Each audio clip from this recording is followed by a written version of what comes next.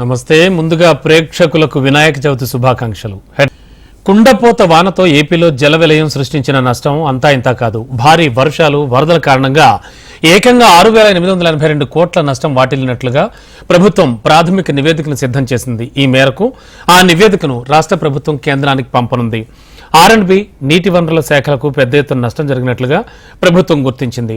R&Bకి 2,164 కోట్లు, నీటి వనరుల శాఖకు 1,568 కోట్లు, పురపాలక శాఖకు 1,160 కోట్లు, రెవెన్యూ శాఖకు 750 కోట్లు, విద్యుత్ శాఖకు 481 కోట్లు, అలాగే వ్యవసాయ శాఖకు 301 కోట్లు, పంచాయతీ రోడ్లకు 167.5 కోట్లు, మత్స్య శాఖకు 157 కోట్లు, గ్రామీణ నీటి సరఫరాకు 75 కోట్లు, ఉద్యాన శాఖకు 39 కోట్లు, పశు సంవర్ధక శాఖకు 11 కోట్లు, అగ్నిమాపక శాఖకు 2 కోట్ల మేర నష్టం వాటిల్లినట్లు అధికారులు అంచనా వేశారు.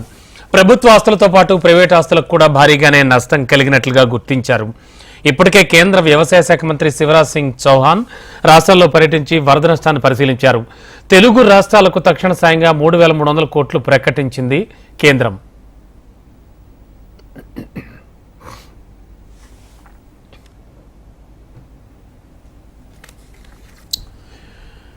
విజయవాడ కలెక్టరేట్లో ఏర్పాటు చేసిన గణనాథుడికి ఏపీ సీఎం చంద్రబాబు ప్రత్యేక పూజలు నిర్వహించారు. వరదలు రావడంతో కొన్ని రోజులుగా ఆయన విజయవాడలోనే ఉంటున్నారు. వరదల నుంచి విజయవాడ పూర్తిగా కోలుకున్న తర్వాతే అక్కడి నుంచి వెళతానన్నారు సీఎం చంద్రబాబు. భారీ వర్షాలు, ఆకస్మిక వరదలు విజయవాడ ప్రజలను తీవ్ర కష్టాల పాలు చేశాయని సీఎం చంద్రబాబు విచారం వ్యక్తం చేశారు. వారి బాధలన్నీ తీర్చేందుకు అహర్నిశలు కృషి చేస్తున్నామని పేర్కొన్నారు. రానున్న రోజుల్లో ప్రజలకు ఎలాంటి విపత్తులు రాకుండా చూడాలని ఆ గణపయ్యను కోరుకుంటున్నట్లు వెల్లడించారు.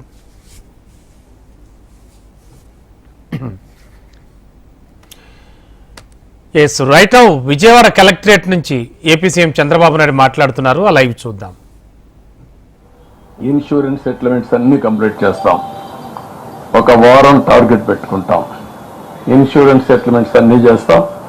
ఎవ్రీడే ఇదే మరి దానిపైన కూడా నేను రివ్యూ చేస్తాను. ఇన్సూరెన్స్ సెటిల్మెంట్స్ అయిపోయిన తర్వాత అయిపోయే సమయంలోనే ఏ ఫ్యామిలీకి ఎంత ఇవ్వగలుగుతామో అది కూడా ఆలోచిస్తున్నాం.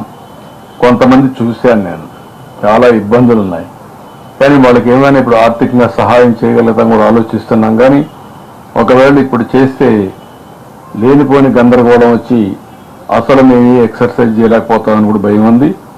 ముందు డేటా కలెక్ట్ చేసిన తర్వాత చేద్దాం అనుకుంటున్నాను. దానిపైన కూడా ఈరోజు రేపు ఒక నిర్ణయం చేసుకుంటాం. అంటే బ్రాడ్గా ఈ ప్రభుత్వం ఏమాత్రం అశ్రద్ధ చేయకుండా లాస్ట్ మైల్లో ఉండే ప్రతి ఒక్కరికి న్యాయం చేయడం కోసం, ప్రతి ఒక్క వ్యక్తికి అందుబాటులో ఉండడం కోసం దశల వారీగా అన్ని కార్యక్రమాలు చేపట్టాం. ముందు వాళ్ళ సేఫ్టీ కోసం పనిచేశాం. తర్వాత ఏదైతే బుడమేరు బీచెస్ క్లోజ్ చేశాం, తర్వాత నీళ్లు అరికట్టాం, నీళ్లు బయటికి పంపించే ప్రయత్నం చేశాం. ఇంతవరకు ఫుడ్ ఎక్కడా లోపం లేకుండా వీలైనంత వరకు అందరికీ సరఫరా చేశాం. మంచినీళ్ళు ఇచ్చాం, బిస్కెట్స్ ఇచ్చాం, పాలు ఇచ్చాం, అన్నీ చేస్తున్నాం. క్యాంపులు పెట్టాం. అవసరమైతే ఇంకోటి కూడా చెప్పాను, ఎన్ని క్యాంపులు అవసరమైతే అన్ని క్యాంపులు పెట్టండి. విజయవాడలో హోటల్స్లో కమ్యూనిటీ హాల్స్ ఉంటే కాన్ఫరెన్స్ హాల్స్ కూడా తీసుకోండి, అక్కడ కూడా పెట్టండి. ఏదైతే వరద ప్రాంతంలో ఉండే ప్లేసెసే కాకుండా జిల్లాలో ఉండే అన్ని ప్లేసులు తీసుకోండి, బస్సులు పెట్టండి, అందరినీ పంపించండి. చాలామంది ఆ బురదలో ఉండి ఉండి ఉండి ఆలోచించి మానసికంగా ఒక ఆవేదనలో ఉండే పరిస్థితి వస్తున్నారు, చిన్నపిల్లలు కూడా. అలాంటి వాళ్ళు కొంచెం రిలాక్స్ అవుతారు. 1 day, 2 days, 3 days క్యాంపులు కూడా పెట్టుకోమన్నాం. మళ్ళీ వచ్చి వీళ్ళంతా కూడా ఆ డేటా అంతా ఇవ్వాలి, ఎన్యూమరేషన్ డీటెయిల్స్ ఇవ్వాలి. ఈ రెండు కూడా బ్యాలెన్స్ చేసుకొని ముందుకు పోవాల్సిన అవసరం ఉంది. కాబట్టి ప్రభుత్వం ఎన్ని ప్రయత్నాలు చేయాలనో అన్ని ప్రయత్నాలు చేస్తున్నాం, బాధితులకి ఎలాంటి ఇబ్బందులు లేకుండా చేయడం కోసం. ఇంకా ఏదైనా సజెషన్స్ వస్తే అవి కూడా తీసుకుంటాం. ఆ సజెషన్స్ కూడా తీసుకొని ముందుకెళ్తాం.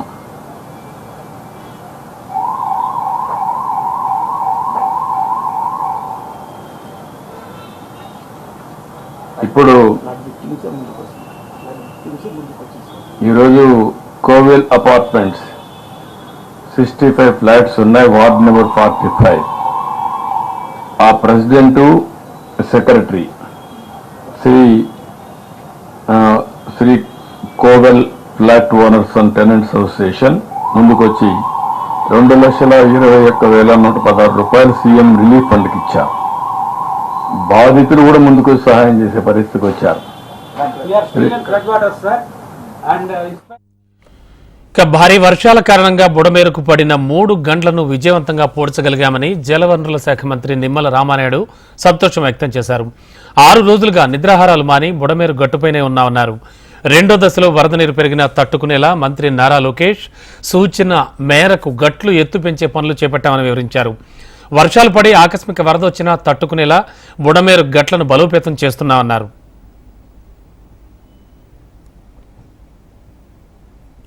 ఆ బుడమేరుని మేము ఇవాళ అడ్డుకట్ట తీసుకెళ్ళగాం. ఇవాళ ఎంత చూస్తూ ఉంటే కనిపిస్తూ ఉంది కళ్ళకు కట్టినట్టుగా.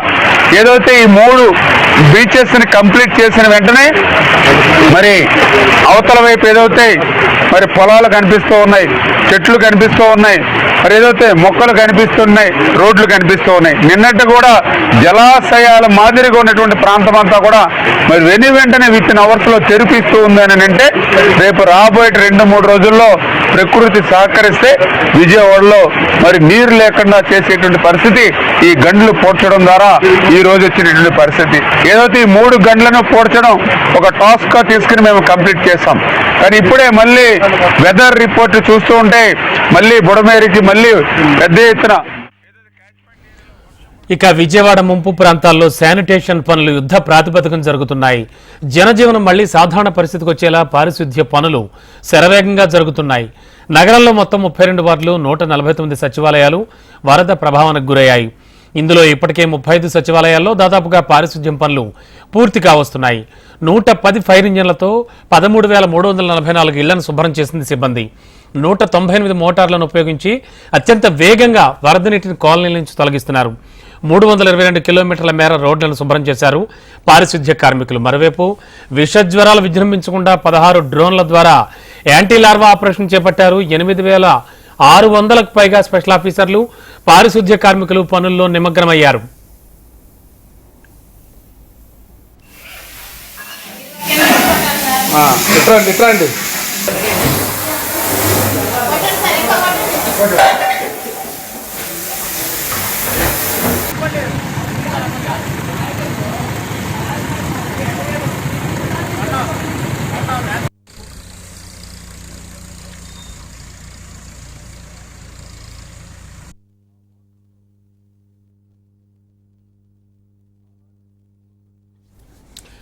విజయవాడ కలెక్టరేట్లో ఏర్పాటు చేసిన వినాయకుడికి AP deputy CM Pawan Kalyan ప్రత్యేక పూజలు చేశారు. అనంతరం కలెక్టరేట్ ప్రాంగణంలో సీఎం చంద్రబాబు నాయుడుతో పవన్ భేటీ అయ్యారు. వరద బాధితుల సహాయార్థం ప్రకటించిన ₹1 కోటి చెక్కును చంద్రబాబుకు పవన్ అందించారు. అంతకుముందు పవన్ ఆరోగ్యంపై సీఎం ఆరా తీశారు.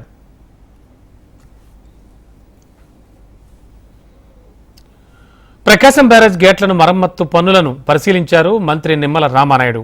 కృష్ణమ్మ ఉగ్రరూపంతో బోట్లు కొట్టుకొచ్చి బలంగా ఢీకొనడంతో 3 గేట్ల కౌంటర్ వెయిట్లు దెబ్బతిన్నాయి. 67, 69 నెంబర్ గేట్ల కౌంటర్ వెయిట్లు పూర్తిగా దెబ్బతినడంతో వాటి స్థానంలో కొత్తవి అమర్చుతున్నామని మంత్రి నిమ్మల తెలిపారు.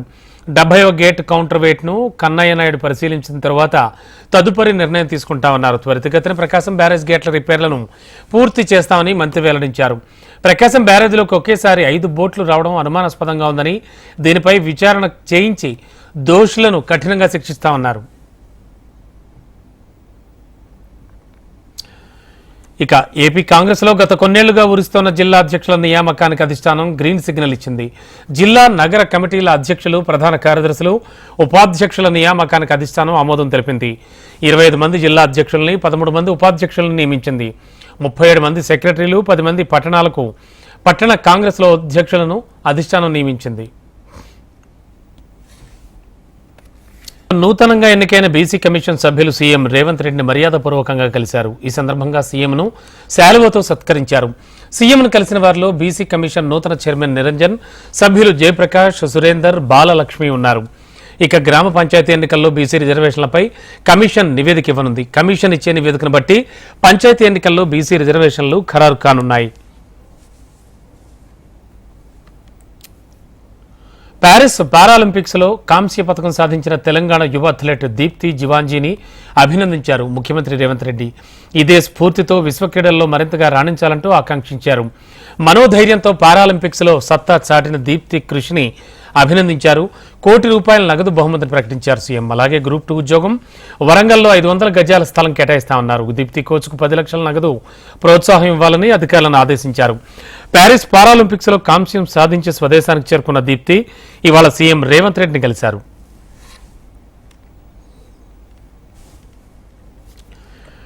హైదరాబాద్ పోలీస్ బాస్ గా ఐఎమ్ బ్యాక్ అన్నారు సివి ఆనంద్. పలువురు ఐపీఎస్ అధికారులను బదిలీ చేసిన తెలంగాణ సర్కార్ సివి ఆనంద్ను మళ్లీ హైదరాబాద్ సిపిగా నియమించింది.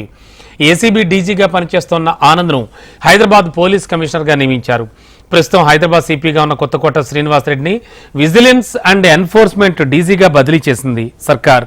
అలాగే ఏసీబీ డీజీగా Vijay Kumar, police personnel additional డీజీగా మహేష్ భగవత్ కు అదనపు బాధ్యతలు అప్పగించింది. గతంలో హైదరాబాద్ సిపిగా పనిచేసిన సివి ఆనంద్ నగరంలో శాంతి భద్రతల పరిరక్షణ, నేర నియంత్రణలో తనదైన మార్క్ చూపించగలిగారు. దీంతో మరోసారి ఆయన్నే సిపిగా నియమిస్తూ సర్కారు ఉత్తర్వులు జారీ చేసింది. 1991 బ్యాచ్ ఐపీఎస్కు చెందిన సివి ఆనంద్ రాష్ట్ర విభజన తర్వాత తెలంగాణ కేడర్కు వచ్చారు.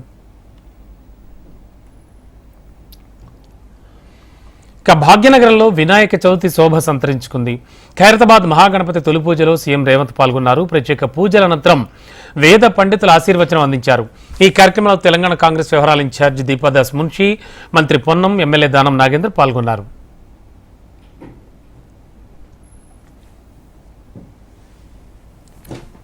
దేశంలోనే అత్యంత గొప్పగా ఖైరతాబాద్ గణేష్ ఉత్సవ సమితి గణేష్ నవరాత్రి ఉత్సవాలను గత 70 సంవత్సరాల నుంచి 1954 నుంచి 2024 వరకు దేశం దృష్టినంతా ఆకర్షించే విధంగా గణేష్ నవరాత్రి ఉత్సవాలు నిర్వహించి ఖైరతాబాద్ ఉత్సవాలను నిర్వహించడంలోనే దేశంలో గొప్ప గుర్తింపు, గౌరవాన్ని పొందడం మనందరికీ తెలంగాణ రాష్ట్రానికి గర్వకారణం. ఈ గణేష్ నవరాత్రి ఉత్సవాలు నిష్ఠతో, భక్తి శ్రద్ధలతో నిర్వహించడం ద్వారా ఈ తెలంగాణ రాష్ట్రంలో శాంతి, మత సామరస్యం, పాడి పంటలు, ప్రశాంతమైన వాతావరణంలో దేవుడి ఆశీర్వాదంతో మన రాష్ట్రం ముందడుగు వేస్తుంది. ప్రభుత్వము గణేష్ ఉత్సవాలను ప్రతిష్టాత్మకంగా తీసుకొని గణేష్ ఉత్సవ సమితి నాయకులందరినీ, నిర్వాహకులందరినీ కూడా సచివాలయానికి ఆహ్వానించి అందులో ముఖ్యంగా ఖైరతాబాద్ గణేష్ ఉత్సవ సమితి నిర్వాహకులను కూడా రాష్ట్ర ప్రభుత్వం అధికారికంగా సచివాలయానికి ఆహ్వానించి వాళ్ళ సమస్యలు తెలుసుకొని గొప్పగా ఈ ఉత్సవాలను నిర్వహించడానికి అన్ని రకాలుగా రాష్ట్ర ప్రభుత్వం సహకారం అందించడం జరిగింది. ఆ సందర్భంగా హైదరాబాదు నగరంలో 1,40,000 విగ్రహాలను నవరాత్రి ఉత్సవాలకు నెలకొల్పుతున్నారు. ప్రభుత్వం వైపు నుంచి ఉచిత కరెంటు ఇవ్వాలి అని వాళ్ళు అడిగితే భక్తుల సౌకర్యార్థము రాష్ట్ర ప్రభుత్వము ఈ నిర్వహణకు అవసరమయ్యే విద్యుత్తును ఉచితంగా అందించడం ద్వారా భక్తులకు అందుబాటులోకి ప్రభుత్వం తీసుకొచ్చింది. ఈ సంవత్సరం అత్యధిక వర్షాలు రావడమే కాకుండా అకాల వర్షాల వల్ల వరదలు రావడము. ఇక గణేష్ ఉత్సవాలను తెలంగాణ ప్రభుత్వం ప్రతిష్టాత్మకంగా తీసుకుందని ముఖ్యమంత్రి రేవంత్ అన్నారు. దేశం దృష్టిని ఆకర్షించేలా ఉత్సవాలు నిర్వహిస్తోన్న ఖైరతాబాద్ గణేష్ నిర్వాహకులకు సీఎం ప్రత్యేక అభినందనలు తెలిపారు. ఇటీవల భారీ వర్షాలు, వరదలు వచ్చినా దేవుడి దయతో తక్కువ నష్టంతోనే బయటపడ్డామన్నారు సీఎం రేవంత్. ఖైరతాబాద్ మహాగణపతిని రాష్ట్ర గవర్నర్ జిష్ణుదేవ్ వర్మ దర్శించుకున్నారు. సప్తముఖ మహాశక్తి గణపతికి గవర్నర్ ప్రత్యేక పూజలు చేశారు. పూజల అనంతరం అర్చకులు గవర్నర్ను ఆశీర్వదించి తీర్థ ప్రసాదాలు అందించారు. ప్రతి ఏడాదిలాగే గణేష్ ఉత్సవాలు నిర్వహించాలన్నారు. ప్రతి ఇంట్లో సుఖ సంతోషాలు వెళ్లి విరియాలని, ప్రజలంతా కూడా సంతోషంతో విరాజిల్లాలని కోరినట్లు గవర్నర్ జిష్ణుదేవ్ వర్మ తెలిపారు. हमारे एमएलए साहब हमको आमंत्रण किया था, उनका निमंत्रण से मैं इधर आया, भगवान का दर्शन मिला, गणपति बप्पा का दर्शन मिला मुझे। सबको अच्छा रहे, भगवान गणेश का आशीर्वाद सबके ऊपर रहे, सब अच्छा रहे, सुखी रहे, स्वस्थ रहे, ये प्रार्थना हम करते हैं एक साथ, और आशा करेंगे अगले साल भी और बड़े से और सुंदर होके हम पूजा कर पाएंगे। और एमएलए साहब मुझे बता रहा था, ये जो भगवान का मूर्ति है ये भारतवर्ष में सबसे ऊंचा मूर्ति है। తెలంగాణలో సీనియర్ జర్నలిస్టుల దశాబ్దాల కళ నెరవేరబోతోంది. సీఎం రేవంత్ రెడ్డి ఇచ్చిన మాట ప్రకారం జవహర్లాల్ నెహ్రూ జర్నలిస్ట్స్ మ్యూచువల్లీ ఎయిడెడ్లో ఆపరేటివ్ హౌసింగ్ సొసైటీకి భూమి అప్పగించే ముహూర్తం ఖరారైంది. రేపు ఉదయం 10 గంటలకు రవీంద్ర భారతిలో ఏర్పాటు చేసిన కార్యక్రమంలో ముఖ్యమంత్రి రేవంత్ రెడ్డి పాల్గొని పేట్ బషీరాబాద్లోని 38 ఎకరాల స్థలాన్ని జర్నలిస్టుల హౌసింగ్ సొసైటీకి అందజేయనున్నారు. ప్రజా ప్రభుత్వంలో జర్నలిస్టుల సంక్షేమం అనే పేరుతో నిర్వహిస్తోన్న ఈ కార్యక్రమంలో మంత్రులు Ponguleti Srinivasa Reddy, Ponnam Prabhakar, media academy chairman K శ్రీనివాసరెడ్డితో పాటు మేయర్ గద్వాల విజయలక్ష్మి, ఇతర ప్రజాప్రతినిధులు పాల్గొంటారు. మరోవైపు విధి నిర్వహణలో వివిధ కారణాల వల్ల మరణించిన 36 మంది జర్నలిస్టుల కుటుంబాలకు మీడియా అకాడమీ ద్వారా ఒక్కో కుటుంబానికి ₹1,00,000 చొప్పున ఆర్థిక సహాయం అందించనున్నారు. తెలంగాణ సీఎం రేవంత్ రెడ్డి నివాసంలో గణపతి పూజ నిర్వహించారు. కుటుంబ సమేతంగా స్వామివారికి ప్రత్యేక పూజలు నిర్వహించారు సీఎం రేవంత్. గణపతి పూజ కార్యక్రమంలో తెలంగాణ కాంగ్రెస్ కొత్త చీఫ్ మహేష్ కుమార్ గౌడ్ దంపతులు కూడా పాల్గొన్నారు. పూజా కార్యక్రమం అనంతరం ఇరువురి దంపతులకు పండితులు వేదాశీర్వచనం అందించారు.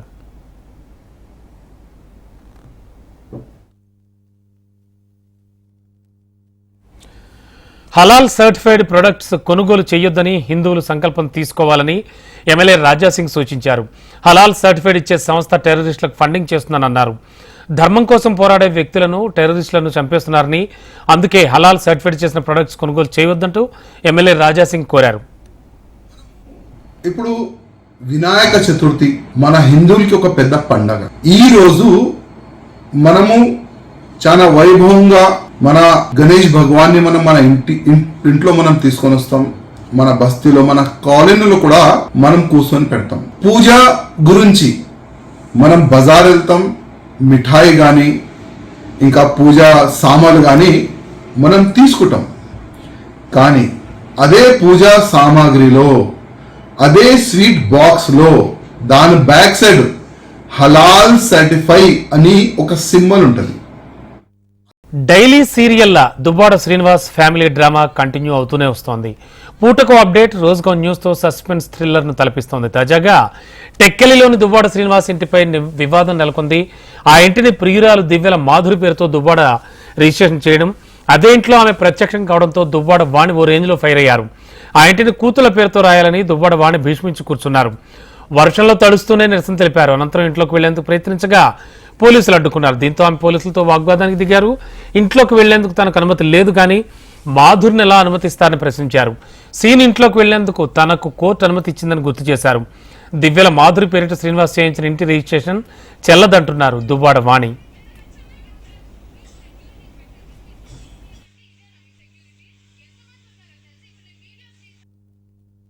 ఈ రోజు మేము నేటికి నెల రోజుల నుండి పోరాటం చేస్తున్నామండి. మీ అందరూ చూస్తున్నారు, మీడియా మిత్రులు మొత్తం చూస్తున్నారు.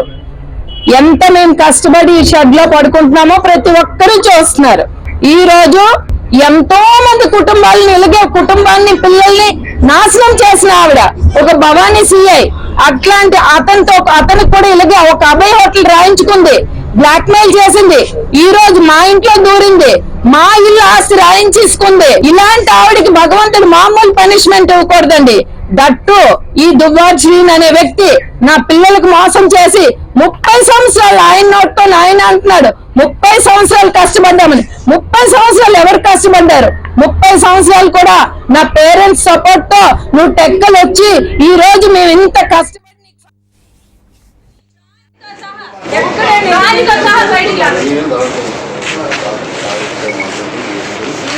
లేదు సార్కి రమ్మనండి. లేదు మరి ఎక్కడికి మేము అసలు తప్పు సార్, మేము వెళ్ళాం వద్దు. ఢిల్లీలో నేషనల్ టీచర్స్ అవార్డ్స్ గ్రహీతలతో ఇంటరాక్ట్ అయ్యారు ప్రధాని మోడీ. పాఠాలు బోధించడంలో టీచర్లు ఎదుర్కొంటున్న సవాళ్లు, అందుకు పరిష్కార మార్గాలు, మెరుగైన పాఠ్యాంశాల కోసం అవలంబించాల్సిన పద్ధతులపై వారితో చర్చించారు మోడీ. భావి భారతం టీచర్ల చేతుల్లోనే ఉందని, సమాజ ప్రగతిలో ఉపాధ్యాయులదే కీలక పాత్ర అన్నారు ప్రధాని. దాదాపు గంటకు పైనే టీచర్లతో ముచ్చటించారు మోడీ. लेकिन अगर स्कूल के अंदर टूर तो जाती ही होगी, लेकिन ज्यादातर टूर के जो देखा नहीं है वहां टूर जाती है। स्टूडेंट को क्या देखना चाहिए, वहां टूर नहीं जाती है। अगर स्टूडेंट का टीचर का उदयपुर रह गया तो फिर कार्यक्रम बनाएंगे कि स्कूल इस बार उदयपुर जाएगी, और फिर सबसे जो भी पैसे लेने होते हैं, जो टिकट का खर्चा होता है, सब कलेक्ट करते हैं, फिर जाते हैं। लेकिन मेल तो जैसे माँ कहती है ना, बच्चे को आइसक्रीम खाना है, तो हम लोग कभी सोच करके जैसे टाइम टेबल बनाते हैं, साल भर का आप लोग पूरा काम तय कर लेते हैं किसको करना कैसे, क्या उसमें हम अभी से कि भाई 24-25 में 8 या 9 कक्षा के विद्यार्थियों के लिए डेस्टिनेशन ये होगा, 9 और 10 के लिए ये होगा, है ना, जो भी तय करें आप। हो सकता है स्कूल 3 डेस्टिनेशन तय करें, हो सकता है 5 डेस्टिनेशन तय करें, और उनको జమ్మూ కాశ్మీర్లో ఉగ్రవాదం రాళ్ల దాడులను ప్రోత్సహించే వారిని జైళ్ల నుంచి విడుదల చేయాలని వారు కోరుకుంటున్నారని పరోక్షంగా కాంగ్రెస్ ఎన్సీపీ కూటమిని విమర్శించారు అమిత్ షా. జమ్మూలో మళ్లీ ఉగ్రవాదాన్ని పెంచి పోషించడమే వారి ప్రధాన లక్ష్యమని ఘాటు వ్యాఖ్యలు చేశారు. జమ్మూ కాశ్మీర్లో శాంతి నెలకొనేంత వరకు పాకిస్తాన్తో చర్చలు జరిపే ప్రసక్తే లేదని తేల్చెప్పారు. జమ్మూ కాశ్మీర్లో అసెంబ్లీ ఎన్నికల నేపథ్యంలో ఎలక్షన్ ర్యాలీలో పాల్గొన్నారు కేంద్ర హోంమంత్రి అమిత్ షా. पत्थरबाजी और आतंकवाद में जो लोग लिप्त है उनको जेल से छोड़ना चाहते हैं, उनका मकसद है उनको छोड़ दो और हमारे जम्मू क्षेत्र, पूंछ, राजौरी, जहां शांति है वहां आतंकवाद आए। मुझे बताओ, जम्मू, पूंछ, राजौरी, डोडा में आतंकवाद को आने देंगे क्या? अरे जोर से बोलो, आने दोगे क्या? भाइयों बहनों, मोदी जी की सरकार आई, आतंकवाद को पैसा देने वालों पर तबाही आई, जेल में डाल दिए. హర్యానా అసెంబ్లీ ఎన్నికల్లో పోటీ చేసే అభ్యర్థుల తొలి జాబితాను విడుదల చేసింది కాంగ్రెస్ పార్టీ. 31 మంది అభ్యర్థులతో ఫస్ట్ లిస్ట్ ప్రకటించింది. ఇందులో మాజీ ముఖ్యమంత్రి భూపేంద్ర సింగ్ హుడా, ఉదయ్ భాన్, వినేష్ ఫోగట్లు ఉన్నారు. ఇక జులానా అసెంబ్లీ స్థానం నుంచి వినేష్ ఫోగాట్ బరిలోకి దిగనుంది. స్టార్ రెజ్లర్లు వినేష్ ఫోగాట్, బజరంగ్ పూనియా నిన్ననే కాంగ్రెస్ పార్టీలో చేరారు. ఢిల్లీలోని కాంగ్రెస్ పార్టీ ప్రధాన కార్యాలయంలో వీళ్ళిద్దరూ హస్తం కండువా కప్పుకున్నారు. ఇక ఈ క్రమంలో ఫోగాట్కు కాంగ్రెస్ జులానా శాసనసభ టికెట్ ఇచ్చింది. బజరంగ్ పూనియాను ఆల్ ఇండియా కిసాన్ కాంగ్రెస్ కార్యనిర్వాహక అధ్యక్షుడిగా నియమించింది.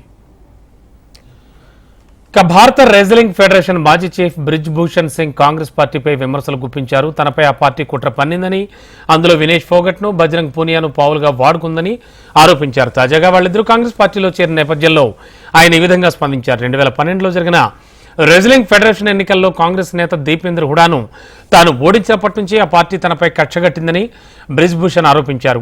హర్యానా మాజీ ముఖ్యమంత్రి భూపేంద్ర హుడా పన్నిన కుట్రలో ఫోగాట్, పునియా పావులుగా మారారన్నారు. ఇక దేశంలో వినాయక చవితి ఉత్సవాలు ఘనంగా ప్రారంభమయ్యాయి. ఈ సందర్భంగా విభిన్న రూపాల్లో గణనాథులు దర్శనమిస్తున్నారు. ముంబైలోని ఓ ఇంట్లో వినాయకుడు ఏకంగా తేజాస్ జెట్ ఫైటర్ పైనే కొలువుదీరాడు. అదేంటి అనుకున్నారా? ఇండియాలో డెవలప్ అవుతున్నటువంటి జెట్ ఫైటర్లను స్ఫూర్తిగా తీసుకుని దీన్ని రూపొందించినట్లు దీపక్ మక్వానా తెలిపారు. Tejas new generation jet theme తయారు చేయడానికి 11 రోజులు సమయం పట్టిందన్నాడు దీపక్.